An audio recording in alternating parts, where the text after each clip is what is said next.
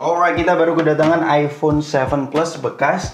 Menurut saya ini adalah iPhone second yang cukup terjangkau ya. Sekarang kurang dari 4 jutaan, di 3,6 juta kalian bisa mendapatkan yang versi 128 GB. Sebenarnya di sini saya hanya memberikan tips dan trik bagaimana mendapatkan iPhone second yang kondisinya cukup bagus. Walaupun saya merekomendasikan kalian membeli HP baru ya di rentan harga yang sama dibandingkan dengan iPhone bekas yang sudah 5 tahun loh ini notabene iPhone 7 ini. Jadi kita akan buka apa sih langkah-langkah yang saya lakukan ketika membeli iPhone bekas. Yang pertama jelas kelengkapannya. Walaupun kita tidak bisa berharap kelengkapan ini orisinil ya, memang di sini semua OEM semua. Saya tidak menyarankan teman-teman mengecas menggunakan charging brick ini ya. Ini jelas OEM.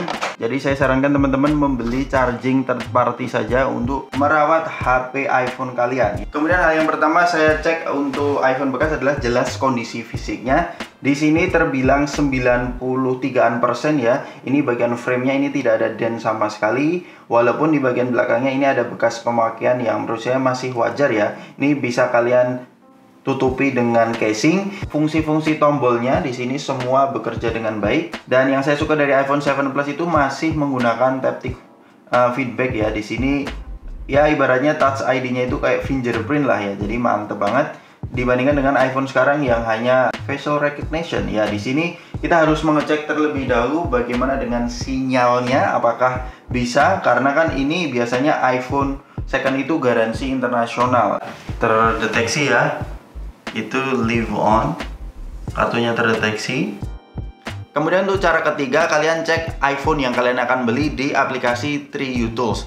Meskipun ini bukan aplikasi resmi dari Apple, namun aplikasi ini bisa menjadi barometer HP kalian apakah pernah diganti komponennya atau baik-baik saja. Sehingga aplikasi ini bisa membantu secara garis besar kondisi iPhone yang kalian akan beli. Untuk minimum skor 3U Tools-nya, standar saya itu di atas 90. Kalau di bawah 90, kalian mending cari iPhone yang lain. Dan kebetulan iPhone 7 Plus yang saya beli ini skornya 95, masih baik-baik saja lah. Walaupun memang ketika kita melihat hasilnya, baterainya pernah diganti. Kemudian langkah keempat sebelum kalian membeli iPhone adalah kalian cek apakah bisa diupdate ke iOS terbaru atau iOS-nya sudah terbaru.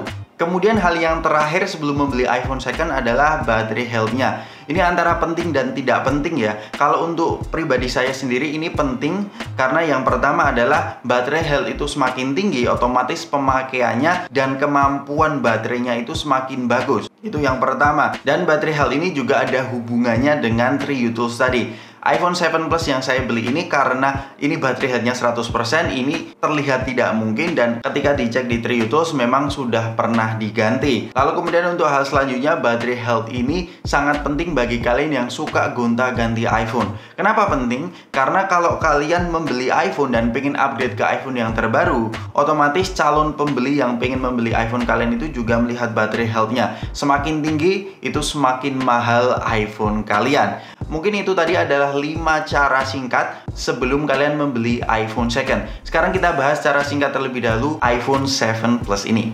Untuk performanya dengan RAM 3GB dan Apple A10 Fusion, menurut saya untuk kebutuhan multitasking ini masih terakomodir dengan baik. Bahkan ketika saya menggunakan iPhone 7 Plus ini untuk bermain PUBG, ini masih terbilang lancar ya, walaupun grafiknya ini belum bisa maksimal. Ini bisa di Smooth Ultra, namun bisa menghantarkan saya chicken dinner. Untuk konsumsi baterainya selama saya bermain 30 menit PUBG, ini berkurang sekitar 14%. Kemudian yang selanjutnya adalah kameranya. iPhone 7 Plus ini mampu memberikan hasil yang cukup bagus, natural, walaupun dynamic range-nya kurang begitu luas. Berikut ini adalah contoh foto dan videonya.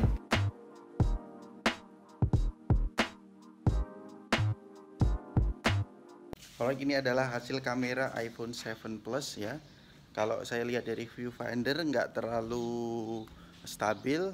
Tapi ya ini HP 5 tahun yang lalu kualitasnya seperti ini. Menurut saya cukup bagus, langitnya juga biru.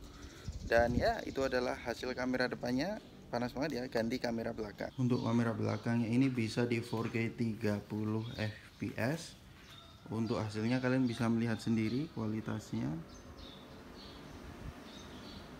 Kalau kalian pengen mendapatkan resolusi yang lebih tinggi lagi, ambil yang iPhone 8 ya. Kalau iPhone 7 dan 7 Plus itu hanya bisa di 4K 30 fps. Menurut saya paling nice spotnya ya 4K 60 fps ya, ini hanya di 4K 30 fps. Tapi ingat, bagian belakang kameranya agak hangat kalau untuk mengambil video 4K. Jadi kesimpulannya, iPhone 7 Plus ini di tahun 2021 dari apa yang sudah saya uji, itu ada dua hal yang menurut saya masih layak. Yang pertama adalah dari segi performa, dan yang kedua adalah dari segi kameranya. Apalagi memang untuk Instastory, iPhone memang menjadi HP yang paling konsisten untuk Instastory, tidak burik. Namun ada catatan yang perlu diperhatikan, ketika kalian membeli iPhone second, itu tidak semua kondisinya sama. Kadang-kadang kalian bisa mendapatkan HP dengan kondisi yang bagus, kadang-kadang kalian bisa zonk ya. Jadi kalian bisa menggunakan tips yang saya berikan tadi. Semoga video ini membantu kalian. Apabila kalian tertarik dengan pembahasan iPhone, Android, dan semua masalah pergadgetan, kalian bisa subscribe di channel ini. Sampai ketemu di video selanjutnya. Peace out.